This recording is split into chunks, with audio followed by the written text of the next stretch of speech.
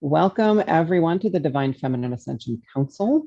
I'm here with my soul sister Bianca, and we are tackling the topic today of the age-old narcissist versus empath. And I guess the first thing I want to say is we want to get rid of that versus right away. Like, this is not a duality we want to perpetuate. So so let's just get right into it. I guess I will say that one of the main points I want to get across is that we all are narcissists. We all are empaths. You know, there are people out there who are still saying, "Oh, well, you know, those of us who came to help are the only empaths." And I have trouble wrapping my brain around that. I really do think everyone is an empath. You know, they may not come fully into that realization in this lifetime, but we all are source, right? We're all the same. We're all cut from the same cloth, so we're all empathic, but we all have the narcissist also. And so we want to, the purpose of this little recording is to maybe help people see that, you know, perpetuating that versus that division that, well, I'm an empath and I was a victim of a narcissist is really detrimental to you, ultimately. Yeah. So yeah, go ahead. It definitely comes out of the old energy of the victim, the savior, and the perpetrator, right? And with the empath, right, they often don't recognize that they're attracting this relationship out of some deep wounding themselves. Because otherwise, why would there be someone that has those narcissistic tendencies? And the way I see it, both is playing out a similar theme. It's the worthiness or worthlessness, being not enough theme, that the narcissist is playing out in a way that they're putting themselves like they're on a stage all the time. It's just playing, though. They're not really connected to their self-esteem. It may seem like that, right? And that's what attracts. Right. They always seem like they've got their shit together, right? Like they're Exactly. kind of the really strong. Yeah, they have that facade initially. Yep. And that's what attracts the empath, because the empath is a lot softer and may have struggled with the self-esteem in different regards, being the victim, right? Right. So both have a program that is done when you're thinking of their fields as a lock and key. Yes, situation. Absolutely. If one of them doesn't have the lock or the key, then there wouldn't be a combination like this happening. So the empath is not the victim here. That is really important to understand as well, because the empath is as much responsible for creating this relationship as the narcissist.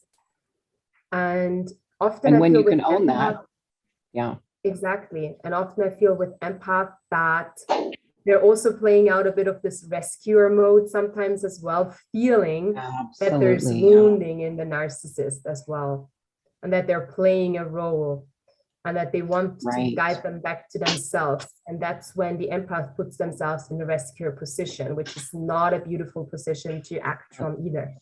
Your complex that we all have to overcome, right? Because we come in with that programming that we know we're here to do something bigger and to help humanity move through this, but then we're plugged into the matrix, right, when we come in. And so the matrix is full of the programming of, well, there are superheroes, but they're just the elite, right? Not everybody's a superhero. And so many movies and shows and books talk about this, how it's just a few people who would have these powers, who would be able to save the world, or one person, you know. And so we all resonate with that one person or that small group.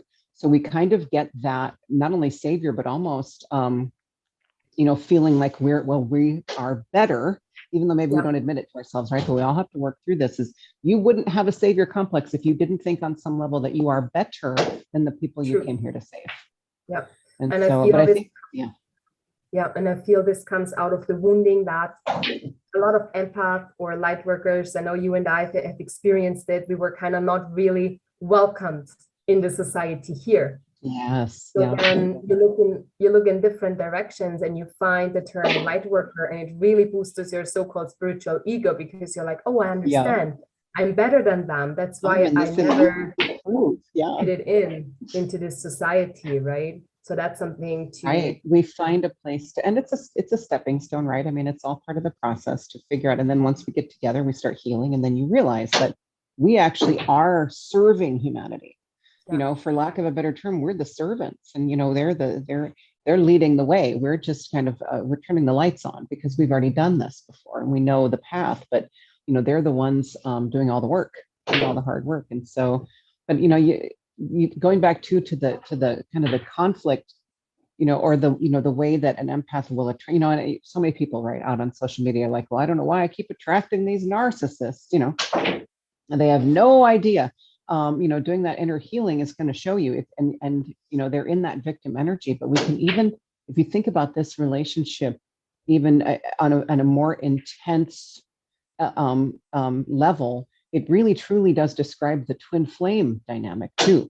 There's always a narcissist and an empath in those relationships, you know, and the runner is the narcissist, right? And the chaser is the empath.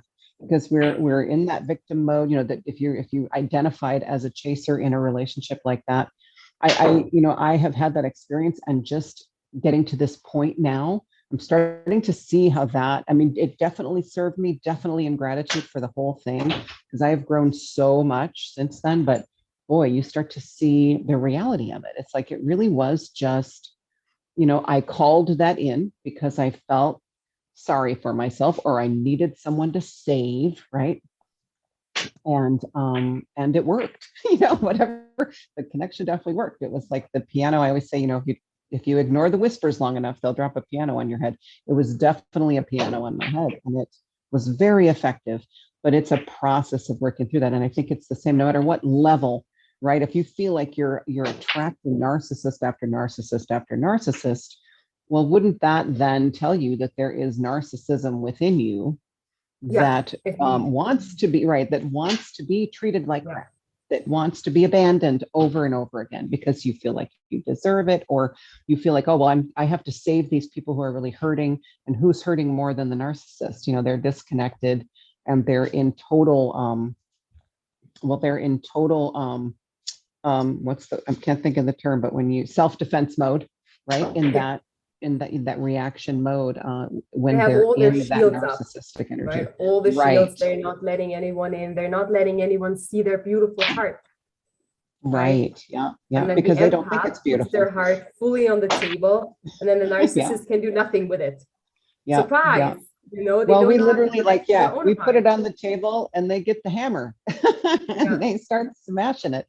And we're just like, oh, but I'm helping him heal, or I'm helping her heal, or, you know, and so it's, you know, we talk about too, and I bought into this too. Oh, it's a toxic relationship. You have to release yourself from this toxic relationships. I'm kind of letting go of that term toxic. Everything is for our highest good. Okay. And the longer you see someone else's toxic, the longer you're going to be in that victim mode.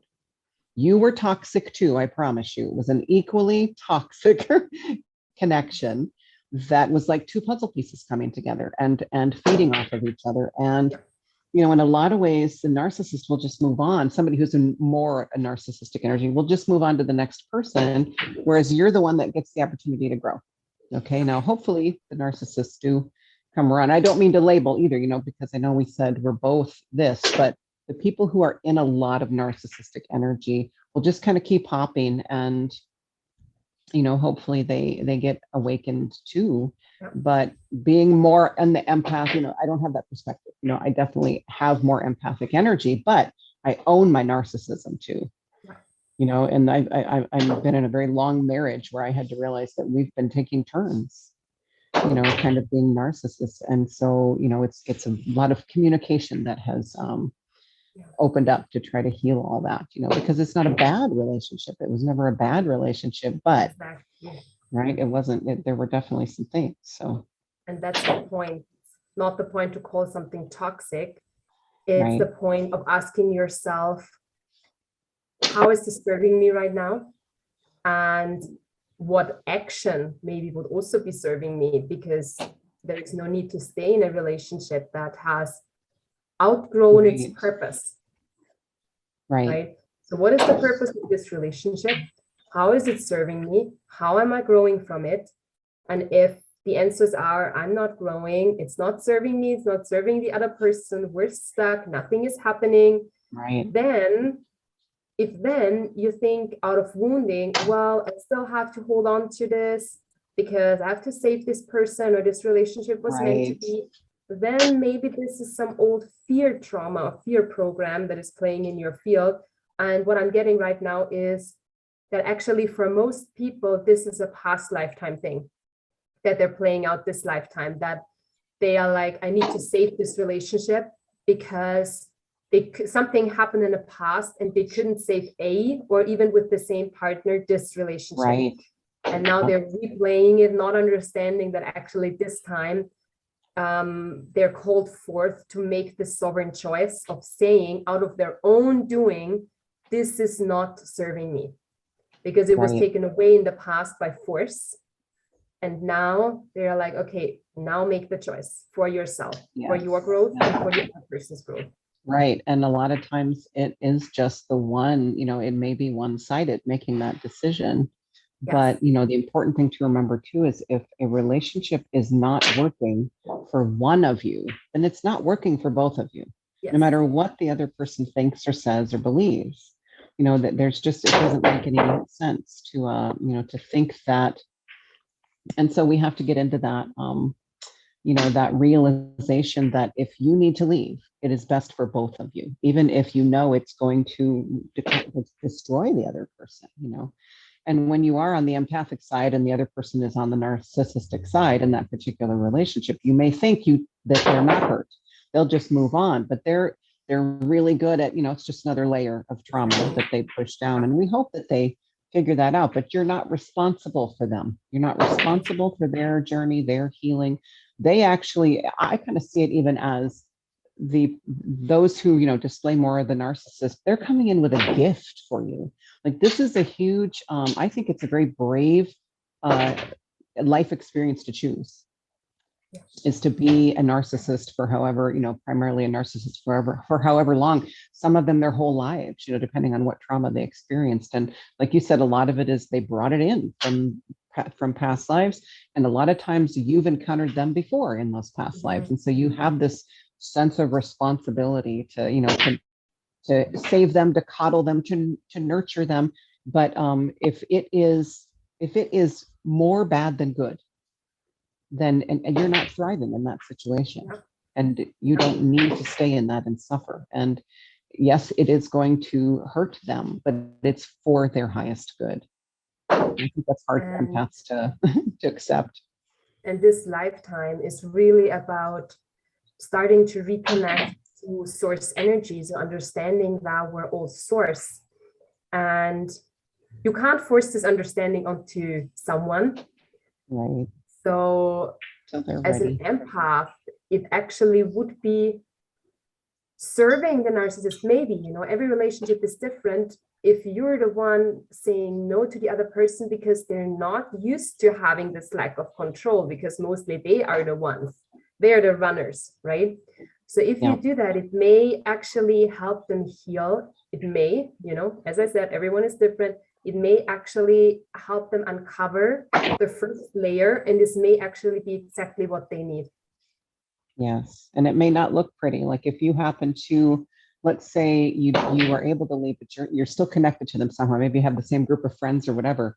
You're going to see them fall into the dark pit. Like they're going to go through a dark night of the soul, very possibly. And if you can see that, don't jump in and try to save them. If you can see that from an observer point of view and go, okay, this is beautiful, because this is exactly what they needed. And if you've gone through any dark nights of the soul, or we like to call them breakthroughs now, right? Because dark night of the soul is takes on a negative connotation, or people get afraid when you say, oh, well, you've got a dark night of the soul. More light, right? That's activation. There you go. And if you've been through one, then on the other side, it's so much better than where you were.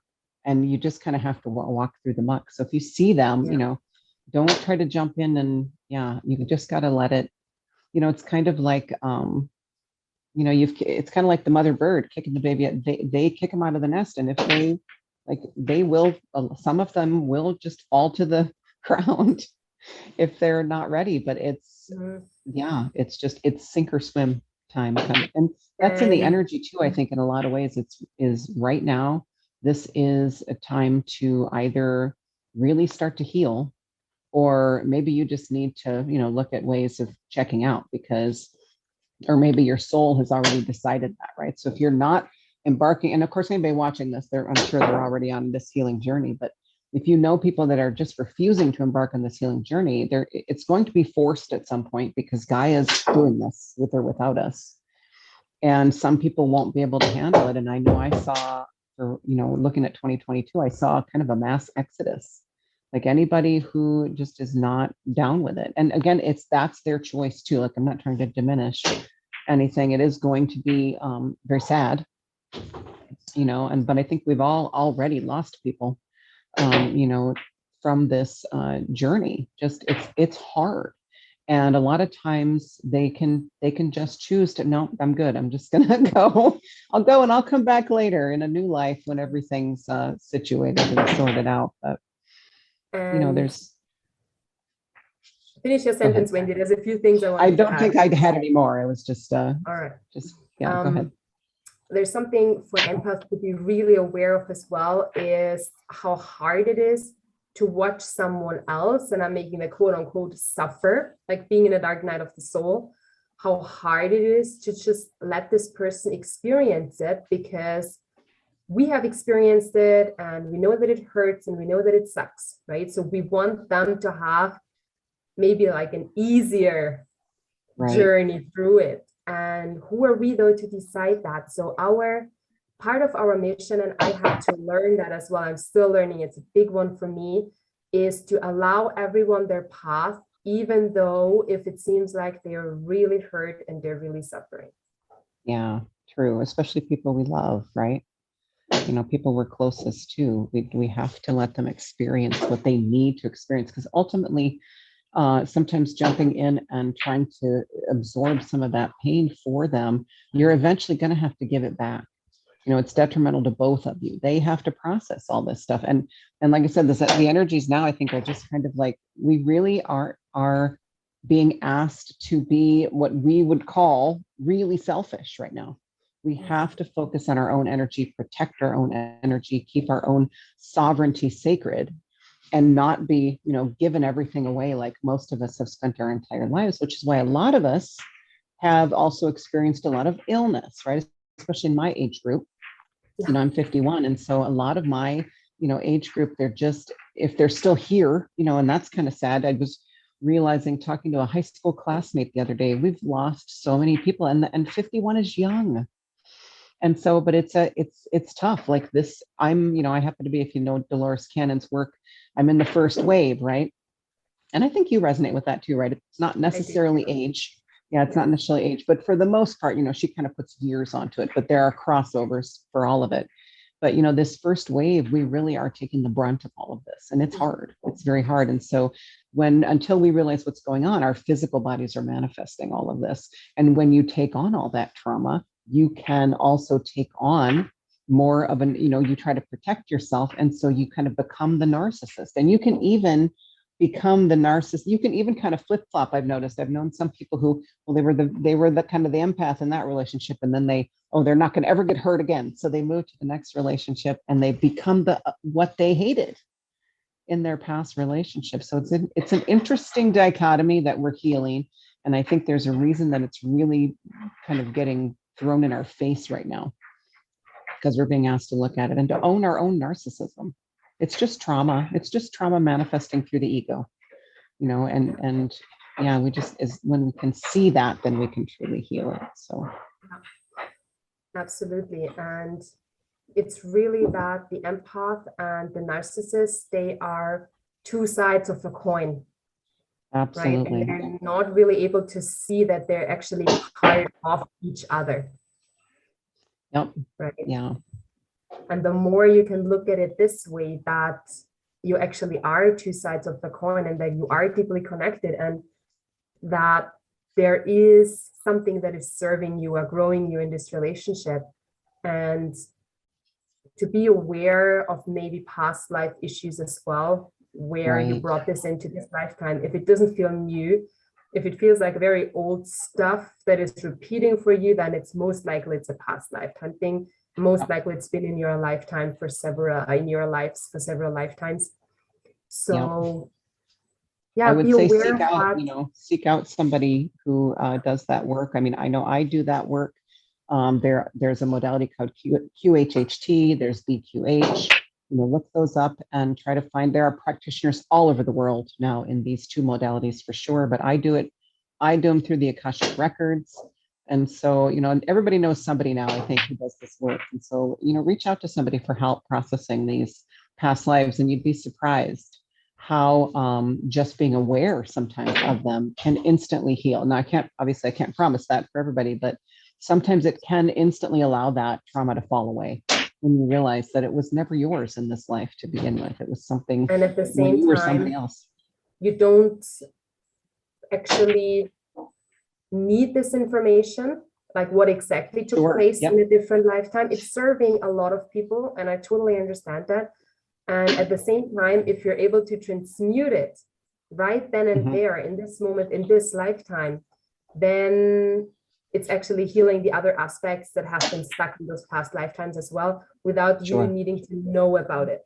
And this so is just also being aware, you're saying, of that it is a past life issue, you can absolutely, you can transmit it. Even if you don't know that it's a past lifetime issue, and we you're don't always dealing with need it to right know. now, you're feeling it. And it's definitely, even for that, also a good idea to seek people out, because